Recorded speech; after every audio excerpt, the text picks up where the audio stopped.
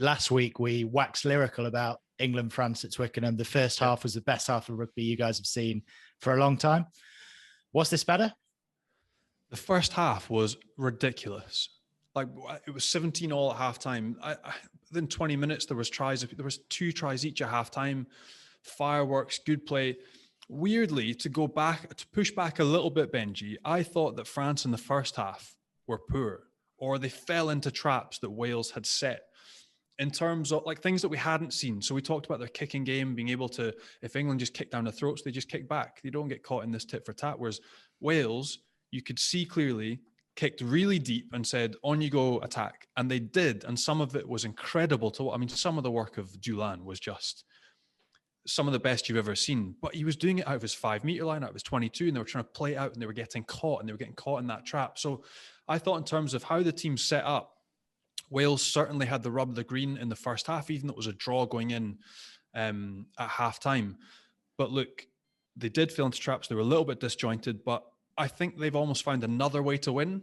So we'd seen, look, they can kick, they can press, they can fight, they can defend. But there, honestly, the last 10, 15 minutes was heart, hunger, desire, and drive to pull something out the bag, because it hadn't worked. They'd been held up over the line, I think, 4 times.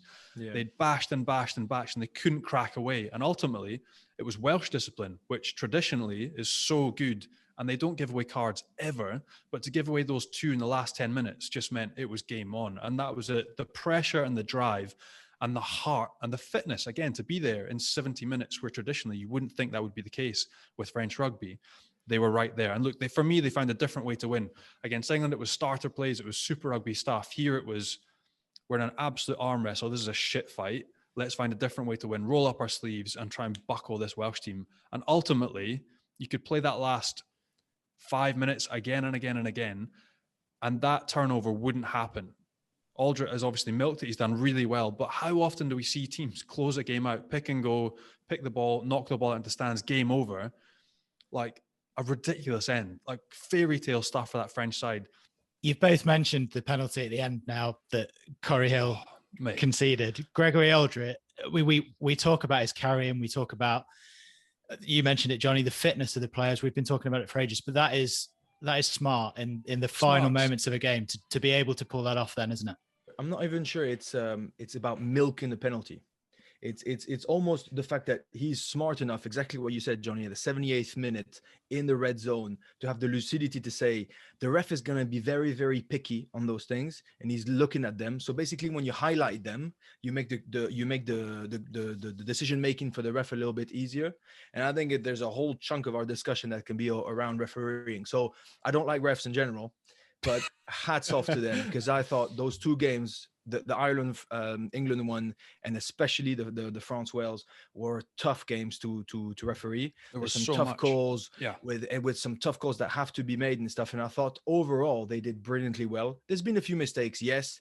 So I think there's a Welsh try that's not in there. I think there's a French try after Mohamed Amos got his yellow, there should have been a penalty try. So you know, there's things that sort of counterbalance a little bit. But in the end, those really tough calls were made with a lot of precision, with a lot of impact on the issue of the game. So so that means the stress levels are absolutely sky high, and that puts me to that. But to go back to your earlier point, that's Johnny, they found another way to win, and that's precisely what I agree with. That means that they're adaptable now. They went from a demolishing game against England. I didn't see the impacts of the defense, like Tom Curry running flat out and Romain catching this guy, Bully catching CJ Stander, twice in a row after the 5 minutes. I didn't see those collisions, but bloody hell, I saw some fast-paced rugby played on both sides for France and Wales. And that's what you said. They adapted to the opposition. I think, funny statistics, the only turnover in the ruck was Julien Marchand. There's been 1 turnover in the whole game. I don't think you ever see that. They didn't compete for the ball. They were like, right, they're going too fast, and both teams sort of did the same way. So it's more like the resilience of the consistency of the defense that worked, not so much that let's smash every single player that's in front of us, the demolishing game that was against England. And so if you're able to adapt to England, that means you can potentially adapt to South Africa and all those big, strong physical teams. If you're able to adapt to the kicking strategy and sort of the relentless stress that Ireland put you under, if you're able to adapt to fast-paced, super high-quality Welsh attacking rugby, that's when I totally agree with you, Johnny. They found another way to win, and that's a top side. That means they're adaptable, they're not one-dimensional, and that's when you can say, instead of going for the quarters, we're going to go for the title in 2023. And you've mentioned it now, Mohamed Hawass, his yellow card just before Lewis Rees-Sammet's disallowed try. That is the one that most people seem to be agreeing on. That should have been a penalty try. Do you both agree? Yeah. To be honest, like I said to you guys before the show, but I need to say it. But so in Dublin, all the officials, well, not all the officials, but two officials out of four were French. So it was Mathieu Raynal, center ref. Romain Poite was at the video. And after the game, after the Ireland-England game, we watched the France-Wales game together. So for one, hats off to these boys, because Mathieu Raynal comes out of the game. He's like, you don't realize the pressure that I was under. He's like, Eddie Jones, I probably tried to email him or send him messages 750 times during the week. They send him bucket loads of video clips to analyze pressure on this, pressure on that. I was like, oh, yeah, really? He's like, well, Andy Farrell, what do you think? The same. So it's basically, there's a battle during the week. There's big, strong decisions. The first thing he asked me is like, what do you think about the Bundee Aki tackle? It's like, mate, I think you explained it perfect. Bundee Aki takes the responsibility of trying to whack Bully Vunipola high. Unfortunately, and he didn't want to, but unfortunately, he went a little bit too high. That's the risk that you take if you don't go to the legs. He gets a red. Done. You know, there was those tough decisions. And then we watched that game, Luke Pearce having to go with Wayne Barnes, you know, up to the video, up to this, to that. And they were like, right, this is going to be a really, really tough one. And they really care about what they do. You know, they put a lot of pressure on their hearts to actually get the decisions right. And so they were all adamant that Hawass is offside. He's the only reason why the driving maul does not go through the line, because he is offside. And when it's at force, a meter from the line, you just have to give it. And apparently what they said to me is that where he made the mistake is that if you see that, you have to award the try straight away. Yeah, but he lets the advantage play. Yeah. And then it goes back to Luis, that freak of nature, Zamet, who's basically up in the air and is this close to basically putting it down on the line. And it's funny, just for a funny story, that to tell you that those refs know what they're talking about. We're all watching the same screen, right? Zamet goes up in the air. I'm up. Wow, that's a good finish. And Raynal is like, wow, it's a good finish. Poite looks at me. He's like, no, he touched the line. He's like, no, he didn't. At the first angle, he saw it. And then to the fourth or fifth angle, you do realize, yes, he does touch the line. Actually, it's pretty normal. He saw it straight away. And speaking of decisions, Paul Willemse's red card. So not just the incident itself, but obviously after the game, Fabien Galthie was asked about it. He obviously is going to sort of play it down a little bit. He doesn't want his player to be banned for this week. He's asked for clemency, I think in French, which translates into English as well. But he did also sort of say that, look at the Welsh players' body language, and it may have been lost in translation a little bit, Benji, but he sort of said that the Welsh players suggested that they maybe specialise in getting players sent off. My initial reaction is Wyn Jones does milk it a little bit. And come on, it's a clean. Yes, there's a contact in the eye, but you've got to show mercy. You know, he clearly doesn't see what he's doing. He's a meter behind the guy. He doesn't have a clue what's going on. And then Romain Poite, again, the experience, looks at me. He's like, mate, just press pause. There's 4 fingers in the eye. There's no decision of, is it on purpose or not? Is it a good clean, a bad clean? Can he see? Can he not see? 4 fingers in the eye is a red card. Done. Right. So there's no get the emotion out of it. That's all it is. And now basically Fabien Galthie trying to say, yeah, be nice, be this, be that. If you start letting those slip, and I want Willemse to play next week, but I don't think he's going to play next week. I don't think there's any chance, right? No chance. Start to let those slip, then unfortunately, what do you tell Bundee Aki? Do you tell Bundee Aki, oh, next week you'll tackle a little bit lower? Yeah, you still took the decision to do that. So basically every behavior, every sanction is to force the players to adapt their technique, their behavior, and this and that. He missed the clean. So I think, unfortunately, it is a red card. If you press pause and you go through the books, and I think, unfortunately, he is going to get banned. And it's a shame because he didn't mean to. So I heard after the BBC panel, Sam Warburton, I do not agree with what he said about saying, as a player, you can feel basically that that your fingers are touching something that they shouldn't, like an eye or something you should have released. It's like, mate, come on. You played 1,000 rugby games. There's no chance in the world that at the 78th minute, you know what you're feeling exactly when you're 2 meters behind. So I think that's bollocks. But the reality is he got red card. He deserved it, unfortunately. Let's just try to see the glass half full. It properly psyched the French boys up for the last minutes, and they got them for that revolutionary sort of mindset, and then they won it. So let's be happy about it. And I think we actually confirmed it weeks ago, but the tournament organisers have finally confirmed it's Friday night, 9 p.m. French time for the rescheduled Kaiser BT Derby. Probably a bit bigger than the Kaiser BT Derby now there's the title on the line, but hey, we'll still bill it as that. So we know France need a try bonus point and to win by 21 points or more to lift the Six Nations title. Do you think they're going to do it? And Scotland will have all their best players. So Finn Russell got released by Racing, and the Premiership Clubs just announced that they will release the other guys. France will be missing Jalibert, who's definitely out. Will be missing Willemse. I don't see how not. Will most definitely be missing Romain. So they'll struggle, not struggle, but they have to reorganize their whole locks. So that could be a tricky one. I don't know also, because, after the whole COVID thing, they were told to minimize the amount of ins and outs of the squad.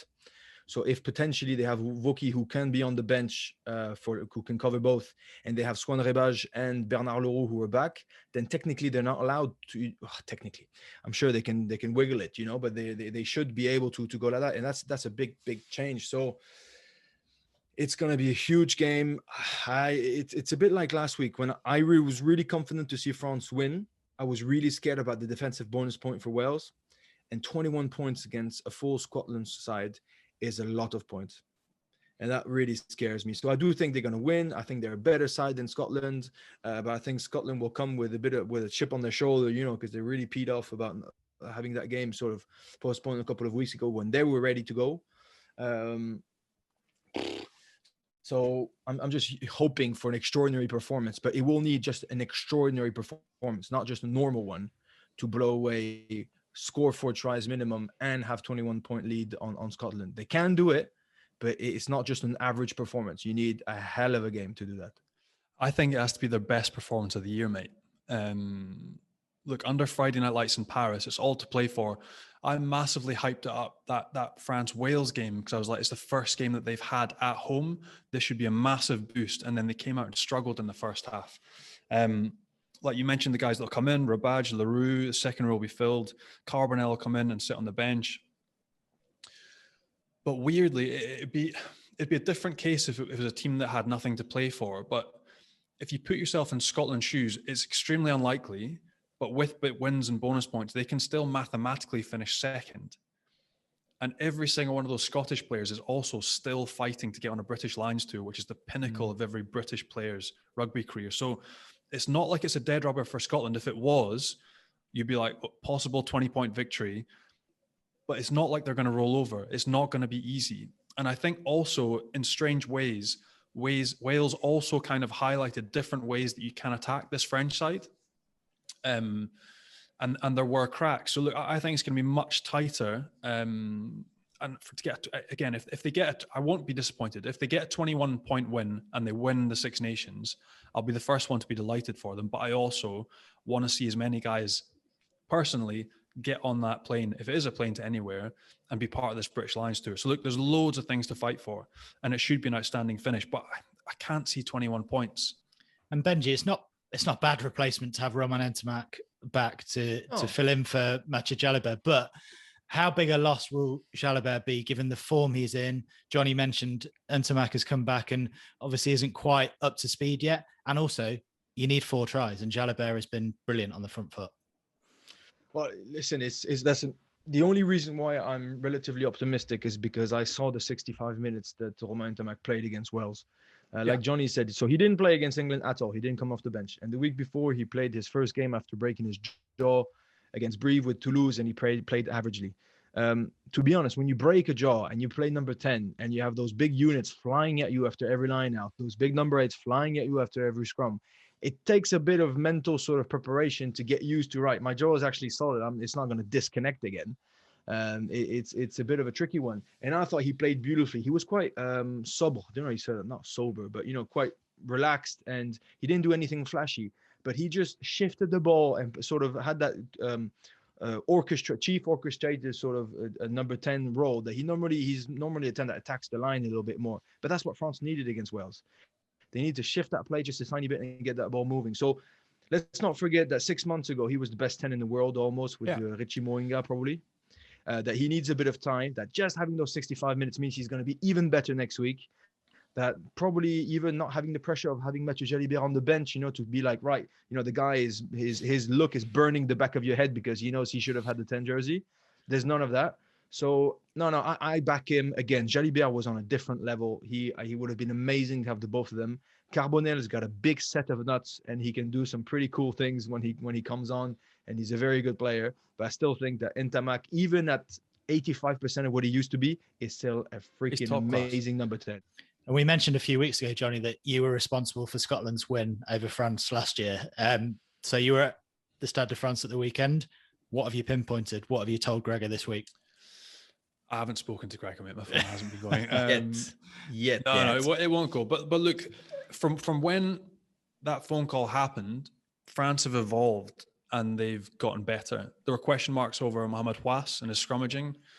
Those question marks are no longer there. At test match level, he's solid as a rock. He struggled a little bit against Ireland, but apart from that, he's been absolutely fine. The blitz defense they once had is gone. They don't blitz anymore. Certainly against Wales, they were extremely passive. So if you're Gregor Townsend, you're going to be looking at ways to attack that passive defense, get early, go forward, and then get a stranglehold on the ball. If you can get France on the back foot, they're like any other team.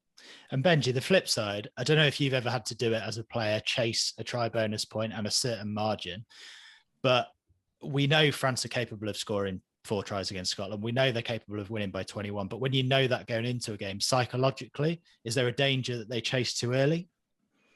Honestly, I don't know what you think, Johnny, but I was never, ever told before a game we need to win by X amount of points, even though it was the reality. That's 9 and 10 and captain who know that, right? I'm a hooker. I'm here to do my job, get the step-by-step sort of thing, build the house first, then you're going to want to build the terrace and all that stuff. And that's the whole idea behind it. And I really do reckon that's the way they're going to address the game, just because there's no way around it. Or for a tight 5 forward, if you try to give me a game plan after 65 seconds of the game, it's gone anyhow.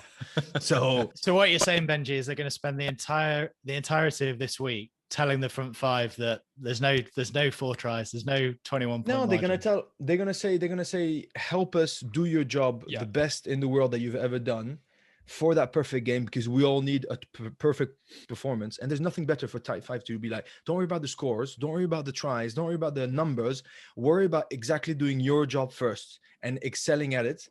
Because Scotland are extraordinary, but Hamish Watson, however good he is, cannot chase Aldritt if his scrum is going backwards, right?